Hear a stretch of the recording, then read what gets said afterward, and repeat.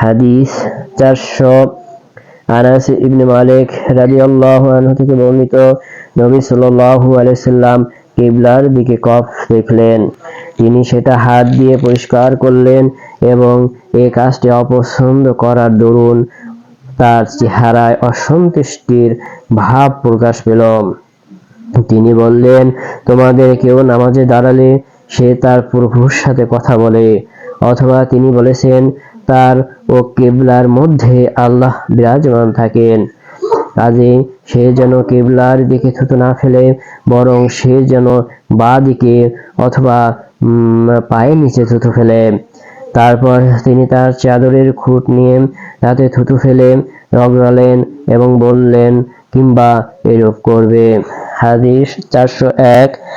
আবু হুরায়রা রাদিয়াল্লাহু আনহু থেকে বর্ণিত, নবী সাল্লাল্লাহু আলাইহি ওয়াসাল্লাম বলেছেন, তোমরা কি মনে করো আমার কিবলা এখানেই?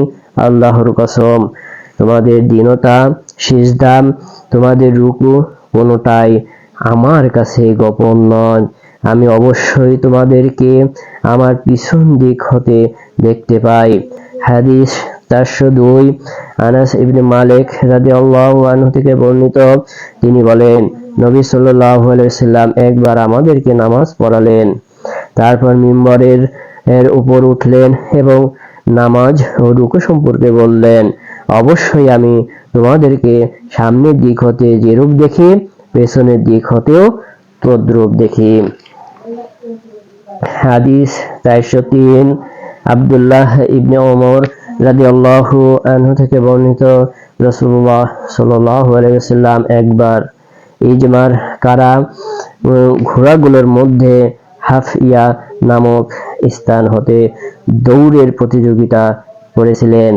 তার শেষ স্থান ছিল সানিয়াতুল বিদা, এবং যে সকল ঘোড়ার ইজমার করা হয়নি তাদেরকে সানিয়া হতে বনু জুরাইকের মসজিদ পর্যন্ত প্রতিযোগিতার ব্যবস্থা করা হয়েছিল।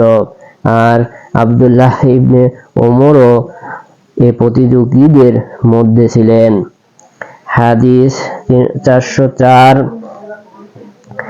আনাস রাদিয়াল্লাহু আনহু থেকে বর্ণিত, তিনি বলেন, আমি একবার নবী সাল্লাল্লাহু আলাইহি ওয়াসাল্লামকে মসজিদে দেখতে পেলাম। তার সাথে কয়েকজন লোক ছিল। আমি দাঁড়ালাম। তিনি আমাকে বললেন, আবু তালহা কি তোমাকে পাঠিয়েছে?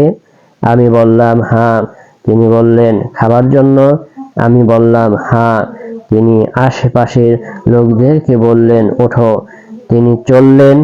আমিও তাদের সম্মুখ দিয়ে রওনা হলাম। হাদিস 405।